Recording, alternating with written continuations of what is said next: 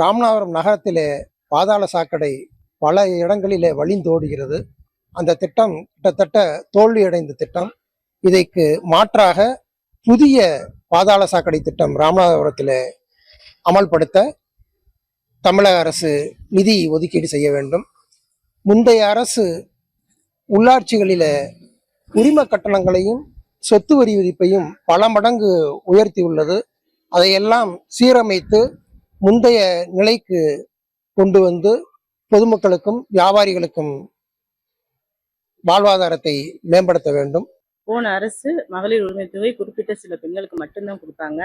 இந்த அரசு எல்லா பெண்களுக்குமே ரேஷன் கார்டு உள்ள எல்லாத்துக்குமே கிடைக்கிற மாதிரி செய்யணும். 1000 ரூபாய் கொடுக்குறாங்க. 2500 ரூபாயே முழுமையா கொடுத்தா நல்லா இருக்கும் சார். யூஸ்ஃபுல்லா இருக்கும் எங்களுக்கு. படிச்ச படிப்புக்கான வேலை இங்க கிடைக்கிறது இல்ல. இப்ப நாங்க படிச்சாலும் அதுக்கான வேலையை பாக்குறது இல்ல.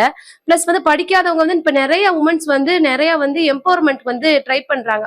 நம்மளும் இப்ப இருக்க லைஃப் ஸ்டைல 2 பேரும் சம்பாதிக்கணுங்கிற அந்த ஒரு நோக்கத்தோட இருக்காங்க.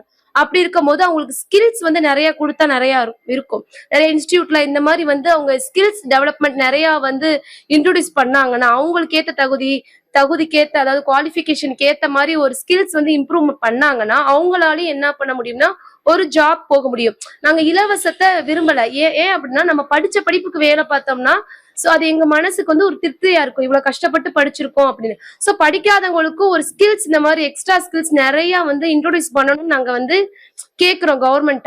பட்ஜெட் நமக்கு 5ஆம் தேதி புதிய அரசு பெருசா வெளியிடுறாங்க. அதுல பாத்தீங்கன்னா போன அரசு நிறைய திட்டங்கள் மக்கள் பயன்படுற மாதிரி நிறைய திட்டங்கள் கொடுத்துருந்தாங்க. குறிப்பா பாத்தீங்கன்னா கிராமப்புற மாணவர்கள் பயன்படுற மாதிரி 4 முதல்வர் திட்டம் சிறப்பா சென்றடைஞ்சு ஒரு IAS ஆகிறதும் சரி, ஒரு வேலை வாய்ப்பு கிடைக்கிறதும் சரி, ஸ்கில் நிறைய கிராமப்புற மாணவர்கள் கிடைக்கிறதுக்கு நிறைய வழிவகை செஞ்சாங்க. இந்த அரசு அதை பேரை மாத்தாம அதே திட்டத்தை இன்னும் நல்லா ஒதுக்கீடு பண்ணி கிராமப்புற மாணவர்கள் எல்லாருக்குமே கிடைக்கிற மாதிரி இந்த திட்டம் கொடுத்தாங்கன்னா கிராமப்புற ஏழை மாணவர்கள் பயன்படுறாங்க. ராமநாதபுரம் நகர்ல பாத்தீங்கன்னா ஆண்களுக்கான அரசு மேல்நிலைப்பள்ளி இது வரைக்கும் இல்லை. இது வரைக்கும் நாடு சுதந்திரம் அடைஞ்சு இத்தனை வருஷம் ஆகியுமே இது வரைக்குமே அரசு மேல்நிலைப்பள்ளி ஆண்களுக்கான மேல்நிலைப்பள்ளி இது வரைக்கும் கிடைக்கல. பல போராட்டங்களும் பல மனுக்களும் நம்ம இதுக்கு முன்னாடி இருந்த ஆட்சியாளர்கிட்ட கொடுத்துமே இது வரைக்கும் அதுக்கான எந்த முனைப்பும் காட்டவில்லை, நடவடிக்கையும் எடுக்கவில்லை.